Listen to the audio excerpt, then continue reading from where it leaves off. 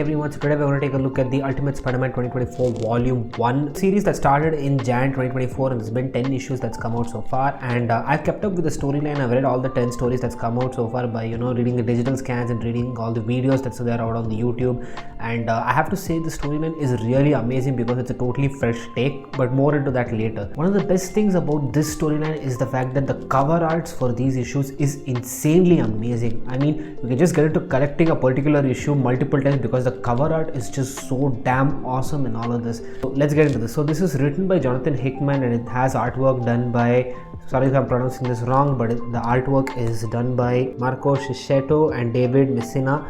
Basically, this follows a storyline in a universe where there are no superheroes because the maker, who is an evil version of the Reed Richards, has made a universe by making sure that there is no superheroes in that world, by making sure he goes back in time and stops all their transformations, so there are no meta human beings.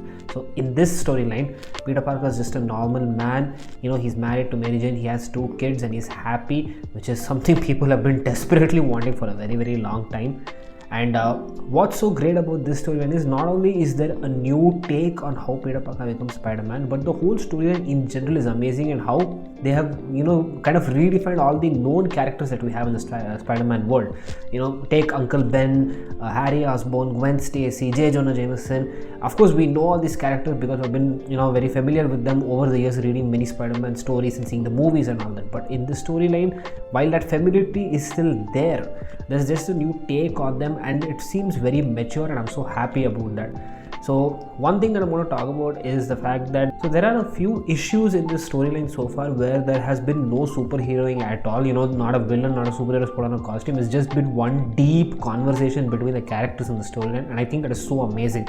I know some people might find that slow and boring, but I think it's good because it gives a good pacing for the story. And almost it takes comic books to a new step where it's not just everything is done in one issue, but you have now the plot going on, you're giving space for the characters and the story to develop. And because this is mainly more also an investigation story that's going on so far, I think it's really good that they're doing this. So now let's just jump into this book. Issue 1 is clearly slow. You can see that we see the life of Peter Parker so far. We see how he's married and then he's working at the Bugle. When we see Uncle Ben and J. Jonah Jameson seem to be good friends, and they're getting along because they have this one professional work ethic about how they want the truth to be out there.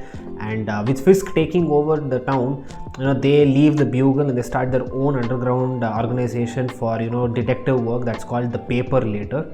And then we see that Peter Parker, who feels incomplete because he feels something is missing in his life, he then gets a message from Tony Stark, and who tells him that he was robbed of his destiny and he was meant to be one of the greatest heroes and defenders of Earth. And he gets this sort of biocapsule that has a very advanced suit, and also he has this spider in it that can give him his Spider-Man powers, which Peter chooses to take. And over the next, I think, 2 issues, you see Peter Parker getting a hang of his powers, his strength, his speed, and his costume as well, which seems to be extremely advanced. And this is where he meets Harry Osborn. Harry Osborn is now the person from Oscorp Industries who's acquired the Stark tech from Kingpin, because Kingpin wanted him to take it and then let it be his trouble with whatever the legalities be. But then Harry discovers that there's been a whole pile of Iron Man suits, and then he remodifies it with Otto Octavius and then makes this new Goblin suit. But what they find is that the Goblin suit that he's now made and Peter Parker suit, they work on the same network. Over this, they run into each other and they become kind of good friends, and then they go out with each other's spouses for a dinner date. And I love that first issue where their spouses meet each other because it's just a big conversation, and it totally establishes the kind of mentality each couple has. And then in the 6th issue, you finally see that Harry Osborn and then Spider-Man, they both go against Kingpin in a foolhardy way, and they learn that they are way in over the head and they need to know a lot more.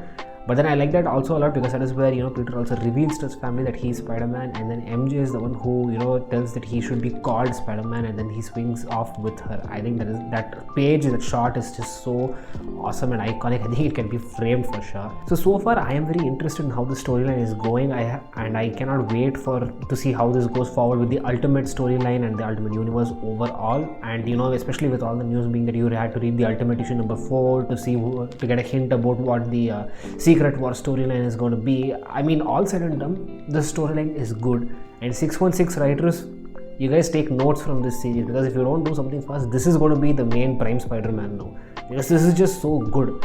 Let him be mature. He can have a family, he can have a mature relationship, and he can still be an awesome character. He doesn't always have to keep suffering. So that's my take on volume 1, guys. What do you guys think?